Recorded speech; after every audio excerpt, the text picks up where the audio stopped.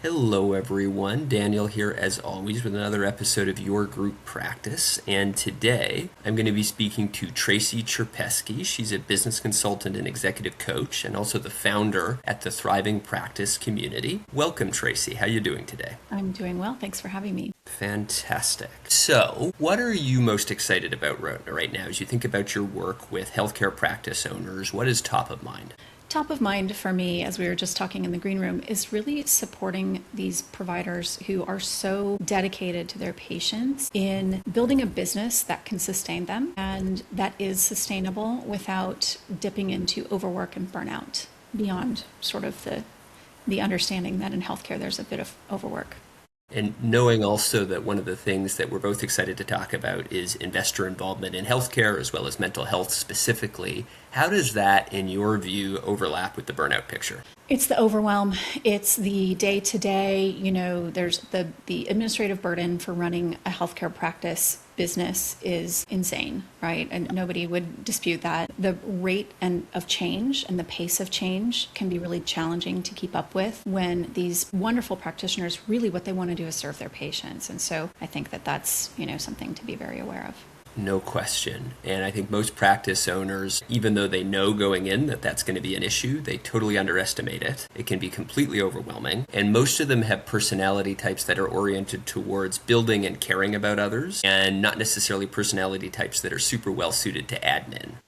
And there can be such shame around making admin mistakes, right? It can be hard to disclose them, and then you end up burying yourself deeper and deeper under a workload and under really admin shame. I know I've been there before, and it's not a fun place to be. No, and most people who are, in caring professions tend to be pretty visionary, and so the detail can be very draining, even though it needs to be done. You have to, if you don't take care of the admin, you don't get paid. So it needs to be done. Somebody needs to be doing it. If it's not you, you need a competent staff or some kind of system in place to manage that. Yes. So knowing that at least the initial admin issues can be addressed through hiring, why don't folks just hire the right admin person to help them out? I think it goes back even a few more steps, which is the vast majority of practice owners weren't trained in business. And so and I think there's some shame wrapped up in that. These highly credentialed individuals maybe don't have the business acumen. And so understanding like how to hire, how to make a great hire, even being resourced in a way with time, with financial resources, with whatever it takes to be able to make that right hire is challenging, in particular for the smaller practices that maybe only have a handful of practitioners and one person making the decisions. Yes, and one of the things I typically hear as an investor in meeting with practice owners is the weight, the emotional burden of just having to manage it all. So even if you have hired the right admin person, you still are bearing the emotional weight of this whole enchilada, and it's a lot. Yes. Yeah. And it does have an impact on their ability to care for their patients, maybe not directly negatively, but it starts to show up. You see it, they're tired, they make mistakes. It doesn't have to be catastrophic, but it can definitely, you said the emotional weight. And we talk a lot about the moral injury of being a highly paid admin person. And that is not to disparage people who are administrative professionals, but when you go to school for 12 years or however many years to become a provider and you go through the licensure and you do all the things, the goal is to be practicing at the top of your licensure, not to be a well-paid administrative person. Yes. On the other hand, if you are going to lead a group practice, which so often happens by accident, right? Folks don't necessarily intend to do it. It's one of the most common origin stories I hear amongst group practice owners in mental health.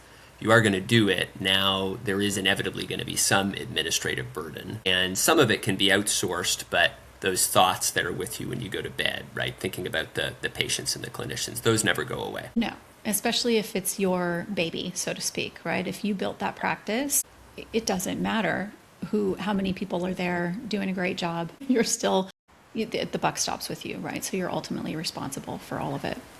Yeah.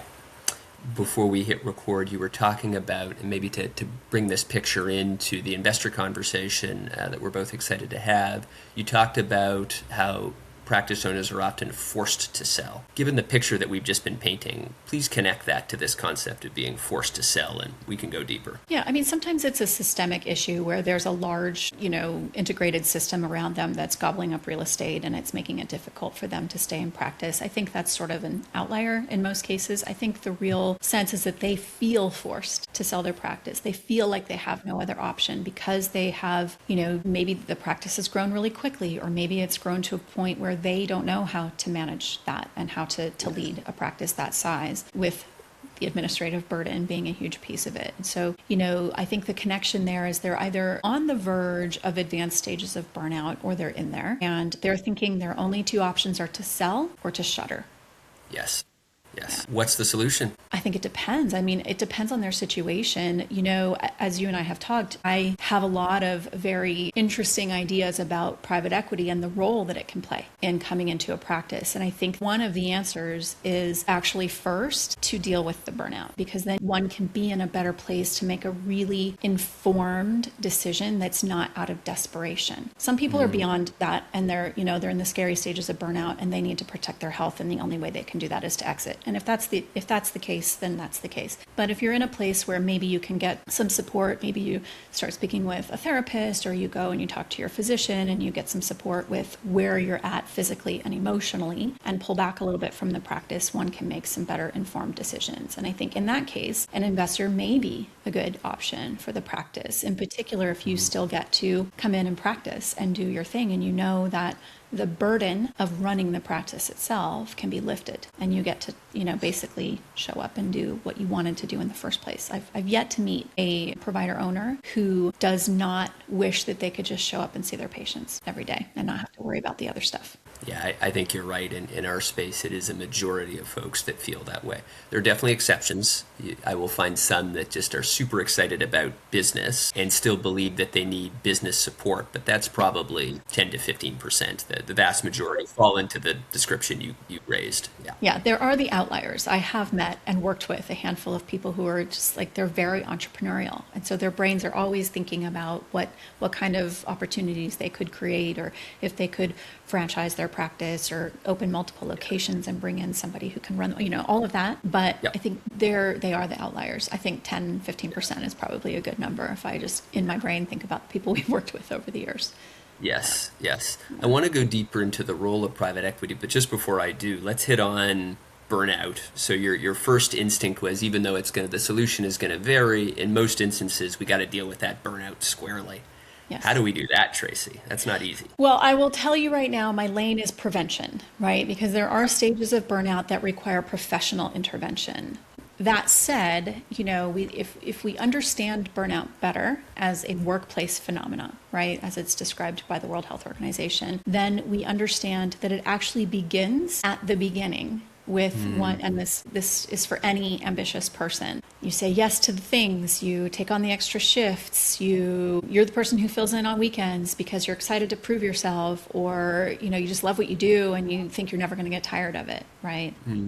That can escalate, and it's a pretty predictable progression, burnout. And so we want to understand that it starts with your ambition. It's not a bad thing.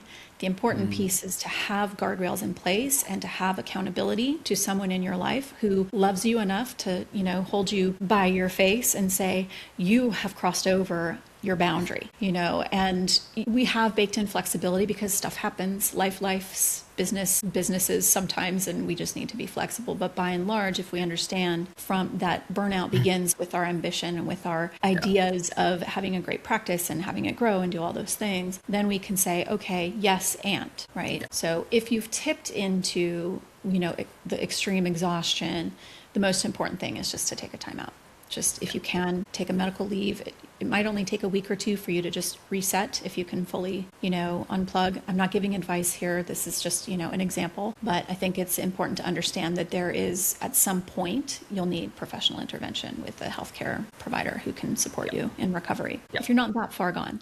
but you're getting close to the edge and you can tell, this is a great time to start having conversations about options for your practice. Couldn't agree more. I think that's super, super wise. Could you come up with maybe one tactical suggestion for those folks that aren't quite there yet? They're not super deep in that burnout cycle, but maybe they have a sense that that gap between where they are and their ambition is pronounced and that they're overworked. Is there one just sort of simple boundary that you recommend to everyone, one sort of overarching tactic we could share with the audience? Yeah, I would say it's probably not a boundary. It's like take 5 seconds to put your hand on your heart and just breathe. Just stop and breathe. It seems so simple, but in through your nose, nice and long, and hold it at the top, and then exhale, even sigh if you're in a place where you can make some sound. It actually helps regulate your nervous system because we don't make the best decisions when our brain is I call it ratty, when we're really scattered and we're overwhelmed. Yes. And if you do that a few times a day, then you can start working in other things. But starting with boundaries is probably one of the hardest places to start. But you can do this anywhere. You can literally, and you don't even have to put your hand on your heart. You can be walking down the hallway to see a patient and your brain is on some business thing. Take in a nice deep breath through your nose, hold it at the top, and a long exhale. And it can, roll your shoulders a little bit and kind of shake it out of your body. Yeah, because our nervous system, all of us are walking around in a pretty heightened state. Right. And so it's important to just breathe. Excellent, excellent advice. So coming back to this investor conversation that we wanted to focus on today, we know that burnout is playing a huge role in decision making in terms of what a practice owners do when it comes to an exit. They want an exit of some kind. Help me understand the role you generally see private equity playing and perhaps a little bit about what could be an alternative. We have yet to have a client sell to private equity, which I think is interesting, although it's come on the radar. It's come as something that they've thought about. So our approach is if you're going to make a sale of any kind, and you want your practice to continue, you need to choose your purchaser, your investor, very wisely. And make sure that you have a good agreement in there that shows that they're going to continue running the practice. And if not, maybe there's an out clause, then you can get it back. I think that's a really important factor. As a former lawyer, I'm sure that you probably would recommend this too, right?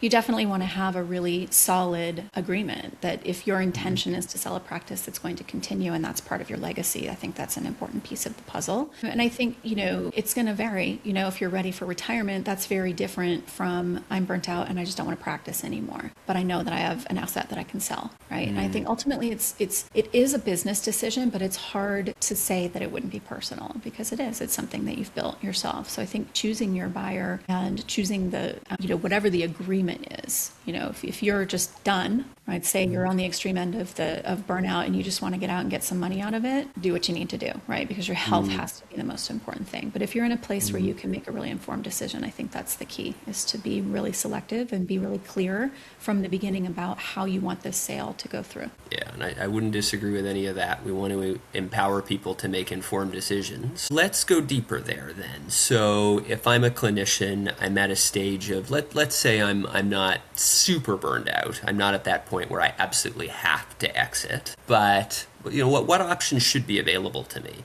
Should I still be considering some kind of investor involvement in your view? Should I not be considering investor involvement at all? What should I do in that situation? I think it really depends. And I think you go back to your vision for the practice, your vision for your exit, if you have one, a plan, if you have one, right? If you don't, then this is the time to start thinking about it, right? They say, when is the best time to start to plan your exit? It's like the day you open your doors. When's the next best time? Today, right? So if you haven't started thinking about your exit and it seems far into the future, not to be morbid, but like anything could happen. So it's always good to have a plan and to be in a position where if you wanted to or needed to, you could literally find a seller tomorrow and start the process. I think that's a big piece of it, and to get really clear about what you'd like to get out of it. And if you're not sure, meaning like if you want a certain dollar amount, make sure that you are set up in a way so that you get top dollar when you sell or when you bring an investor in. It's such a weird conversation talking about money with people in helping professions. So we just change hats. We take off the provider hat and we're going to put on the CEO hat. And the CEO hat is not only driven by the bottom line, but that bottom line is going to be very important. And remember, you poured your heart and your soul and probably 6 figures of student loans and trying to pay things off, plus the debt you took on to start this practice. If you got a line of credit or however you did it, you have earned a high return. And so I think that's something to be really aware of and really clear about, right? and to engage the right professionals to help you make sure that you have everything, set up for your succession planning. Or if you want to stay practicing, but you no longer want to be responsible for the practice itself, that's another piece to be looking at. Yeah. For a practice that is generally run well, let's take a general, this could be a healthcare practice of any sort. I specialize in mental health, but let's take a practice that's run relatively well. Let's say it's at about $1 million of EBITDA. And there aren't too many that get to that point. That's going to be a relatively well-run healthcare practice in any specialty. And let's say that it's multi-provider. So whatever the specialty, we know that there's multiple clinicians, multiple practitioners. So this is not a business that's massive, but it's a business that's relatively well-run. And the provider or the founder is not super burned out, but they're at a point where they do feel some issues popping up. Given the mix of investors that are out there, should they consider selling, as opposed to should they be selling to multiple investors? Yeah, I think you have to think about what's going to be the best choice for your practice and for your own needs, right? And so a mix of investors who come in, like your group. This is something that I think is really a great example, right? So your group is very committed to supporting mental health care practices in staying open and being run well and being able to basically what most providers want, which is to show up, do their job, hopefully not pajama chart too much, and live a good life, right? Yeah. So I think that's definitely something to take into consideration. I think where healthcare is concerned, any type of practice, I think you have to be extremely, ruthlessly discerning about who you might sell to. I think that's the real caution, right? I think, and actually I'll just disclose now, when your folks reached out to me and said, do you want to have this conversation? I was like, well, let me tell you where I really stand on private equity and healthcare. I think there are stories, there are certainly case studies where it has been incredibly helpful. I just think the nature of private equity is something to be aware of, so that when you go, there are some phenomenal smaller PE groups that are very focused on, mission-driven businesses and helping them stay afloat, understanding the importance of, if it's a healthcare practice or if it's some other kind of business, you need to be discerning and you need to be ruthless about it if you've got the bandwidth for it. Yeah, in general, I don't disagree with any of that. And I think it's so tricky, sitting in my chair. Private equity and finance in general has the reputation it has, right? And there definitely have been actors that have done things that I wouldn't be especially proud to be associated with. And I find that in general, the way that I would sort of characterize things, there's confusion in the healthcare space around venture capital and private equity. What is the difference between the two, right? And there's confusion amongst different private equity groups. And so, listen, I'm not going to sit here and whine about it. It's my job to educate and inform, right? And if we truly are different, we have to make that case, and the devil is in the details. So I'm not here to sort of complain about it.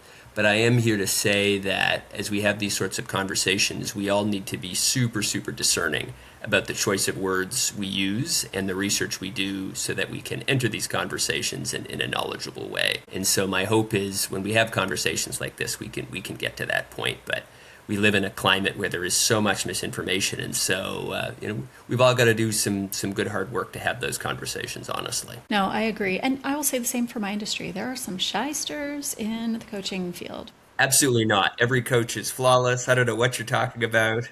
It's an unregulated industry. There's all kinds of stuff going on out there, right? And, similarly, what is it that sets us apart? And I think, there's a smell to a highly integrous company. As soon as I went to your website and we all poked around, we do our due diligence, I was like, yeah, there's something different here.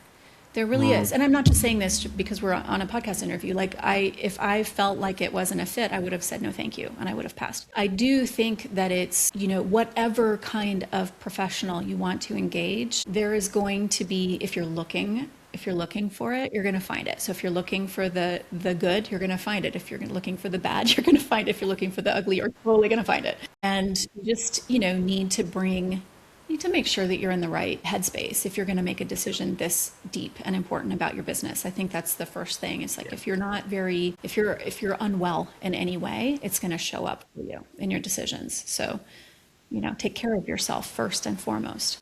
Yes, I couldn't agree more, and thank you for saying that, by the way. That does warm my heart, so I appreciate it. It comes through. And I listen to the podcast. I mean, we go deep. We make sure that we're making a good decision, especially for a topic that's, I've been pretty vocal about the dangers of private equity if one is not mindful and aware of what is out there. So, one of the things that we support our clients with is if you're on the brink of desperation, yes, we may or may not be able to help you, but maybe one conversation can help clear the cache a little bit and help you get a little bit more clarity around what you think is most important, even if you ultimately shutter or sell and don't really care who you're selling it to because you need to get out. That's life and your well-being come first, and if you're in a place where you really are committed to your legacy, this thing that you've built, then choosing the right investors is going to be important. And it can also give you a tremendous amount of freedom. I think that's the other key there is. Yeah. Yes. Well, and here's a thought. So I'm very glad you said that. I think, as we have conversations about the profit motive in healthcare and the market for selling a business, which is a very different market than other kinds of markets. It's closer to selling a house, right? You have a property that you've built, something that you've renovated, something that you so often have put your heart and soul into. And so it's a very special kind of market. And ultimately, the conclusion I've come to is that we actually need more folks in it, more folks selling to higher quality buyers. So part of the conversation for me, sometimes when we too quickly demonize either the coaches or the private equity folks in any sort of frontier market, what we want to do is shine as much of a light as possible and create some openness to new entrants in all those markets. Because I think we're at a space where, and I think wealth management and dentistry are two interesting examples, where more folks have come in and higher integrity folks have come in than was the case at the beginning. And so I'm a big believer that industry should develop whole ecosystems where people can scrutinize each other and we can create enough of a sense of positivity where you actually are rewarded for doing good work, and we're all sort of careful and thoughtful about who we all do business with. And I think that potential, certainly in our corner of the healthcare universe in mental health, I think it's kind of ripe for that, where we need all kinds of options. And I want to get a bit more concrete with the audience about what other kinds of options I think could come in, at least to our universe. But I think building an industry into a true sort of neighborhood, a true community where we're all incentivized to help one another, and there's less demonization and more ultimately, hey, there's such possibility for what could exist here. I think we're right on the cusp of that in mental health. I love hearing that. I think that that's something that, with my finger on the pulse across healthcare, it's so desperately wanted. It really is. And, I think, and not just in healthcare, but people, I think in general are starting to say, wow, we're more connected than ever. And we're also more disconnected than ever. And, a lot of doctors, whether they be mental health providers or other healthcare providers, are kind of the last bridge to community. And so without sufficient support, they can't necessarily be at the top of their game and be providing the way they want to provide care and showing up the way they want to show up. So community, that makes a lot of sense to me. And this is something that we talk about in our work a lot. It's like, do you have sufficient resources? And we're not just talking about money in the bank. We're talking about, do you have a support system? It's great if you have, spouse and friends who support you, but do you have people who really understand this business? Yes. In your world, whether you decide to, pay for that support or not, you are going to need that community, because it's being a business owner of any kind sort of feels like being on an island, and then being a business owner in the healthcare space where it's almost taboo to talk about money and to talk about profitability. Yes. Or to, critique the system itself, right? Can be really challenging. But if you can be in a safe community with people who understand, they don't all have to be providers, but people who understand the industry really well and where you're at, that changes everything.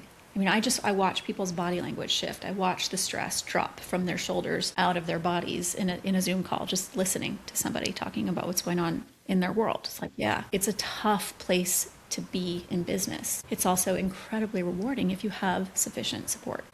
I'll give you my concrete idea. Tell me what you think of this. This is my latest concrete idea. So I'm a huge believer in business partnership. If you're sufficiently ambitious that, if you want to grow a healthcare business probably above 1 to 1.5 million of profit, you almost certainly need a partner. And in a vast majority of cases, it's going to be a non-clinician partner. The system is currently not so well set up to sort of facilitate these types of transactions. I just facilitated one myself. And when you can see how a clinician who does remarkable work, They've learned so much more about business than most of their colleagues. They hit a limit, right? And they know that they want to provide more benefits to their clinicians. They know they want to provide more to their patients. And building a larger organization is going to be required to do that. But it's not big enough that, a typical investment firm would be interested. And other sort of supports, other infrastructure, it's just too small for that other infrastructure. And so I want to encourage really, really smart people who bring a business skill set that they've honed in another universe to come to healthcare. And in particular, to come to mental health, where we have a mental health crisis, and we need super, super smart people to bring their heart as well as their skills. And I think there's a corporate crisis where a lot of really smart younger people are feeling disillusioned from the places where they've honed their skill set. And I think healthcare desperately needs people like that. I think it's the system itself is so extractive that the healthcare provider owners are the ones who I think get the double whammy, right? Because there's just so much to navigate. And this is, again, why you would need that support. I love the idea of business partnership. I'd forgotten actually that one of our clients sold a portion of her practice. She's semi-retiring, and she just needed to come out of the day-to-day and wanted to only work on some of the higher level, board certification requiring cases. And there was some pushback internally, right, from the other doctors. It's a neuropsych clinic, right? And they're one of the larger ones in the Southeast. And they ultimately just kind of did an internal marketing campaign and showed, like, look, these pain points that we all agree exist can be addressed by better business structure. And this was an investor, I think a small investor, who came in who had done the same in other healthcare practices. Yeah, I'd completely forgotten about this. It was several years ago. But it brought such a sense of relief to her as she was looking to retire and kind of step out of the day-to-day, to know that when she started this practice almost 30 years ago, as the only person who did all the intake, all the tech work, all of the admin, all of it, to now multiple locations and 10 or 12 providers and 10 techs and 5 admin, like a pretty good sized practice. But the business side was what was really draining her energy and making it hard for her to show up for the cases that only she was qualified to take. Yes, and I'll tell you, neuropsych is a very complicated business to run. It requires some real skill. And to bring this full circle, as we conclude here, let's bring this back to burnout, right? Yep. Misalignment, as well as that gap between what we've achieved and where we want to be. Misalignment in terms of the work we do is such a huge factor in burnout as well, right? And so to me, these partnerships are a very underexplored possibility to not just address burnout, to ultimately address the kind of transition that we want to, because now you've worked with your partner. Now you're not selling to some faceless big entity that you can't do due diligence on. You're selling to someone that you've worked with, and you know that their heart is in the right place. So I think we can kill a lot of birds with one stone. Yeah, and you can be very, very cautious if you want to. Like, she was very conservative at first. She only sold, it's like 20% or something, right? And kind of let him take over some of the things. And especially with hiring and getting the right admin team, they had a little bit of turnover and needed a new practice manager. And she was spent. She just didn't have anything left. So he took that over first. And then she saw the changes, and they were hemorrhaging cash in some areas because there wasn't oversight for some of the day-to-day things. And it was painful as a pretty high earning practice with a very complex range of cases that they work on and patients that they take in. And then I think she went to 50% or 49% or something like that, and that was kind of where she tapped out for feeling like it was good, and she'll sell the rest when she's ready to fully retire. But I watched her just look more relaxed, more comfortable, more confident in her decisions. So she was very burnt out, and she had a family situation that was, contributing to just the need to do something, right? To change something. Yeah. I think partnership in this way can be very rewarding, particularly if you do get the chance to work with them. You're not just picking up and selling it off and washing your hands. Most people don't want to do that unless they're, like we've mentioned, in a position where they just really have to let go. I think retirement as a concept was created in the 19th century. It's very much a social construct. And the idea of abrupt retirement doesn't work for a lot of very ambitious people. And staging the transition can make infinite sense because you're getting accustomed to one another. You're seeing how this new experience really feels. And that's the way we did it in the one that I just did. In fact, we didn't even have the partner didn't buy in immediately. The partner needs to hit certain KPIs in order to have the right to buy in. And so there's all kinds of ways that you can stage it. And that just reflects probably how it should be, how most ambitious humans like to transition. Yeah, I heard a colleague of mine was taking a pause, and she didn't call it retirement. She called it rewirement, to lean back and observe and get really clear about what she wanted for the next stage of her career. She wasn't ready to stop, but she didn't want to keep going the way that she'd been going. And I think that's, maybe I'm going to start adopting that. Just reminding people, you can take a pause, right? This is, potentially working with somebody who could buy into your practice and start meeting certain KPIs. That's an opportunity for you to take a pause for rewirement. And I think there's a lot of unlearning to do also from working at breakneck pace for 20, 30 years. Tracy, I'm going to give you the last word there. I love that concept, rewirement. That's a fantastic way to think about it. Thank you for coming on and sharing these insights. And I think I like that we're ending on a hopeful note here. While when you're making this retirement decision, you have to be so thoughtful and careful not to work with the wrong folks. The right folks are out there, and I'm hoping more and more of them will be out there, and understand that these transitions can take many, many different forms, and it's good to educate yourself on the variety of possibilities available. There is relief both for burnout and great opportunities to transition. So thank you. It's my pleasure. Thank you.